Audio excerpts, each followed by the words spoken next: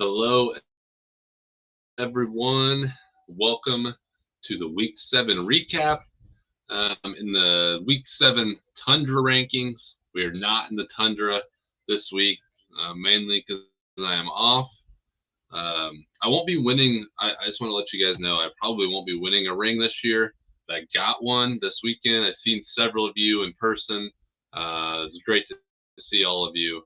Uh, I have seen like Michael. I haven't seen in a couple of years. It was great to see him in person. I talk to him all the time, but it was great to see you guys. Appreciate you all coming out. It was a blast. Had a great time. But we also had basketball going on, and some crazy things going on as well in the league. So let's go through a little bit of the Week 7 recap.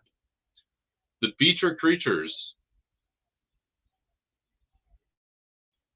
The Beecher Creatures get the win this week over the older brother. The Beecher Creatures scored 397 to Trent and Only Franz in his 381. We'll get into a little bit about Trent's team. He had a big injury this week. You may see him on the trade block here. And then we had the Flagrant Fowlers scoring 442 to Freaking the Sheets 372. The Fowlers moved to 6-1. Freaking the Sheets drops to 2-5. The Taxpayers had a huge week. Dropped a 466 bomb on the Louisville Lumberjacks. Not even close. 299 or 466 at 299. The Lumberjacks dropped to 0-7. Tanking for Cooper Flag is well on its way. And then we have Watts Gucci dominating, actually. 465 to 386 over Wyatt, and we got Jade McDaniels. Really nice win for Watts. He moves to 7-0, undefeated. Very impressive so far into this year. And then we have Clarence getting a nice win. It seems like he's finally found his groove a little bit. He beats Luck of the Wolf 421 to 264. That is, and Clarence moves to 3-4 after a tough start. So talk a little bit too. So the highest scoring picks we had this week was Trae Young popped off for Watts. Probably would have helped Trent actually beat me if he had kept him, but that did not happen. Tyrese Maxey popped off for Clarence for a 63 bomb in the shooting guard position. Cade Cunningham for Daniel put up a 58.3 in Daniel's loss. LeBron James was the highest scoring player of the week. Crazy. 84.5 for LeBron and Jokic for Wyatt. 75-point piece. The most efficient manager we had this week was Michael. He had a 442 out of 449. Least efficient was K. Wolfie, who had a 408, but didn't set his lineup at all, it seems, and it was a 265. So tough week for Wolfie. May have to text him to remember to set his lineup. Highest points in a loss, we had Wyatt drop a 386. I think it was close between him and my brother. Both teams had good weeks, just did not get it done. And then the lowest points in the win was myself, 397. It's really the most efficient this week was the Flagrant Fowlers on 98.5%. It's really solid. But really nobody, I mean, we had some guys in the mid 90s, but normally I say if you're at like 95, that's pretty average. You can be above that. Trent was pretty efficient. He had a 97 as well. So, yeah, that's what we're looking at so far. And let's get into week 8 here. So we are already in week 8. It's kind of a weird week in the NBA schedule. It seems like most teams only play once or twice. This is before we get into the holidays here. So this is a probably going to be maybe the most weird week of them all, because you're going to have some of your better players, if they don't end up playing this week. This is a week where you have to have good performances out of your guys, or you could get beat. So we have the Beecher Creatures taking on the Arlington Taxpayers. This one probably won't even be close, but would be awesome to see the Beecher Creatures get this one. Friggin' the Sheets and Only Franz. This is kind of a battle of 2 and 5 teams to stay within contention here. Trenton did lose Franz Wagner for a good while. I think he tore his oblique, so he is going to be out probably till next year.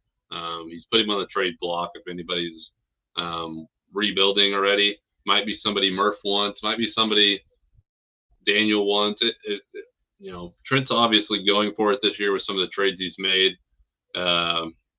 So he's just trading away his whole, like, anybody that was the name of his team, it seems like he's trading. The Lumberjacks are taking on, we got Jade McDaniels. I don't see that one going any different than towards Wyatt. Then Watts and Clarence are facing off. I think Watts probably has the upper hand here. And then actually, I think this one might be close. And then the Fowlers taking on Luck of the Wolf. If Clayton were to participate, I think his team would be a top 5 team, but he just hasn't participated. So the Fowlers will probably end up winning this one and move to 7-1. All right, let's get into the rankings.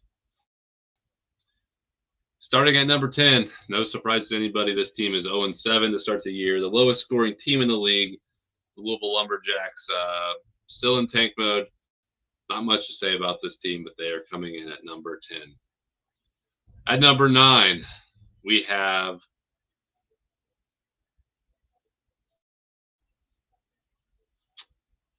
I'm going to put Clayton Wolf here. I don't like to do it, but I'm going to do it.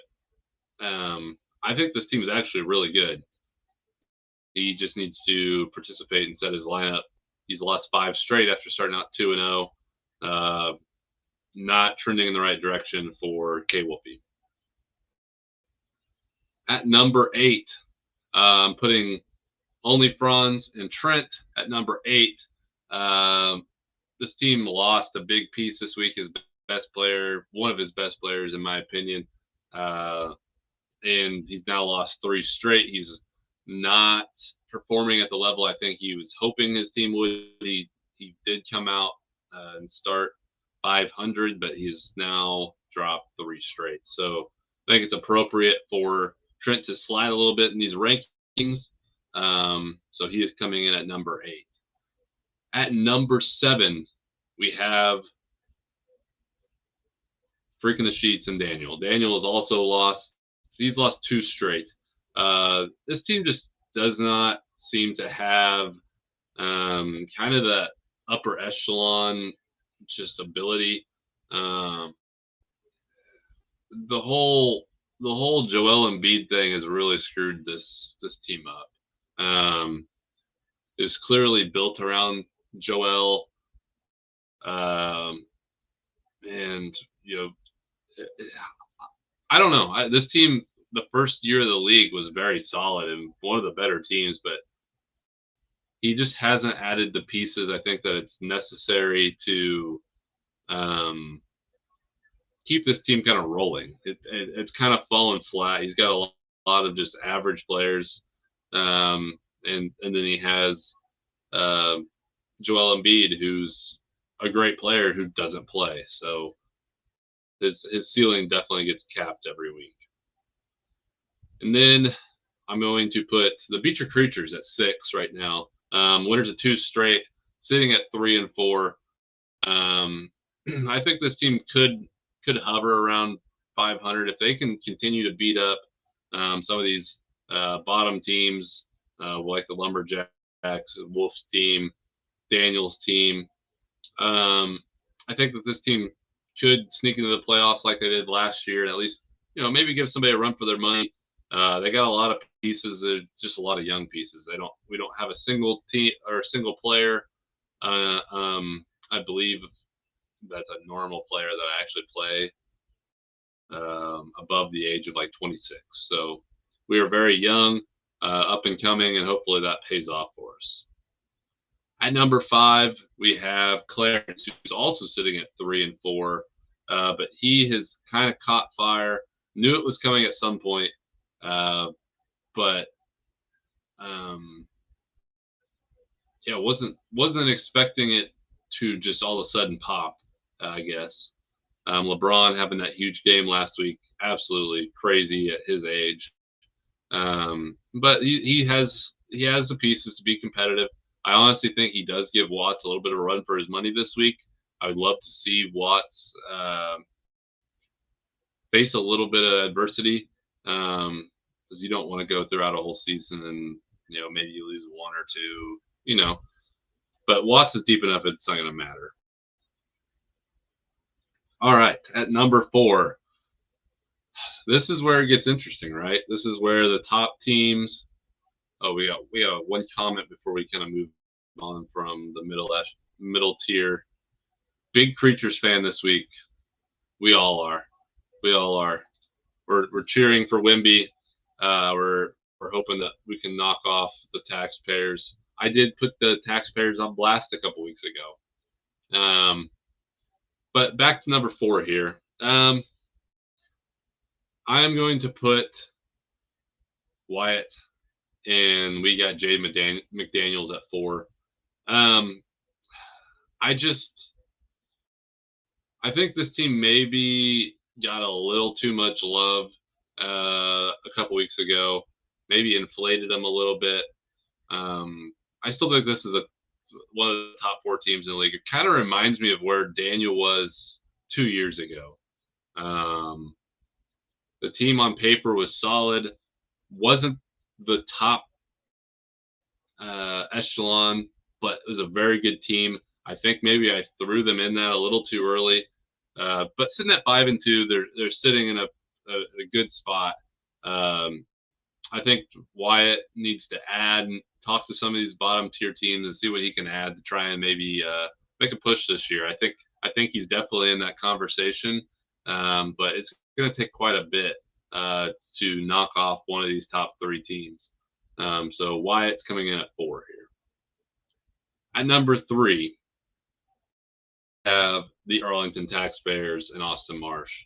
I did put this team on blast a couple weeks ago for a couple poor performances. But I am back on the Arlington Taxpayer bandwagon for now. I think this team still shows some very I don't know. I flipped the story a little bit. Maybe I should have been giving Marsh the love that I was giving to Wyatt. So I do like this Arlington Taxpayers team whenever I go look at it. Doncic, Booker, Mitchell.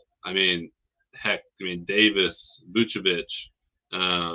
He's got pieces, and he even had Ayo Dosunmu, who popped off for a triple-double this week. I think Marsh is one of the teams that needs to add a little bit.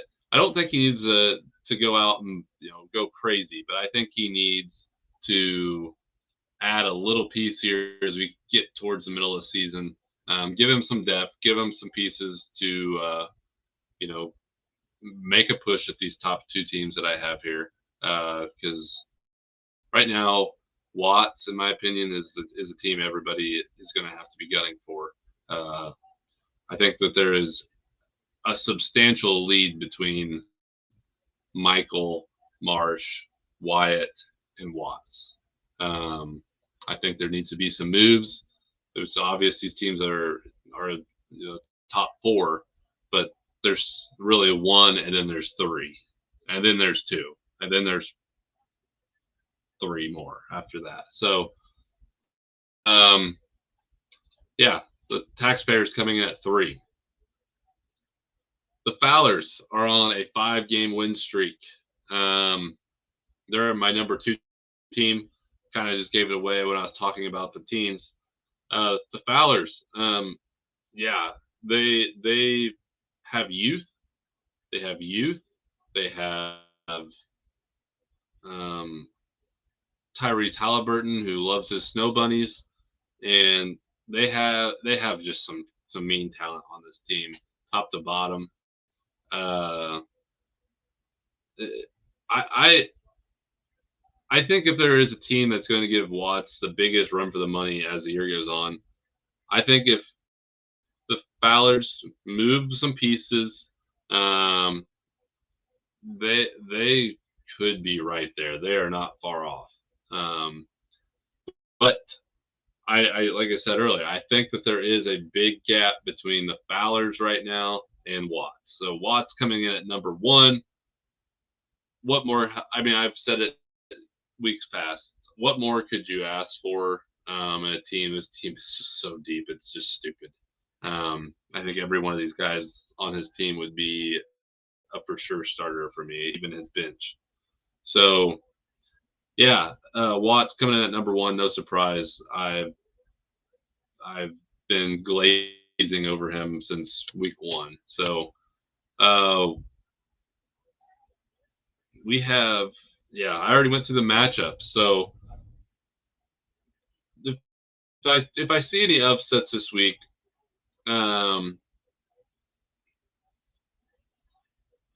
I think it might be Clarence. Clarence is a team you got to watch out for this week. I think he might give Watts a run for his money, and anything can happen on these weeks where there's only 1 or 2 games for these teams. Um, all it takes is one do not play from one player, and then you have uh, a potential for a big upset. So, yeah, I think this could be an interesting week. I don't see there being any major upsets, but you never know. You never know in this league. So that's what I have for now. Um, I will not be back this upcoming week. Michael will be doing the rundown, and then I will probably be doing the next one from Chicago. So, if the Bulls are in town, I might just be doing it from a Bulls game. So I will see you guys here in a couple weeks. Um, looking forward. Looking forward to hearing what Michael has to say next week after this odd week in the NBA schedule. So that's it for me. We'll see you next week.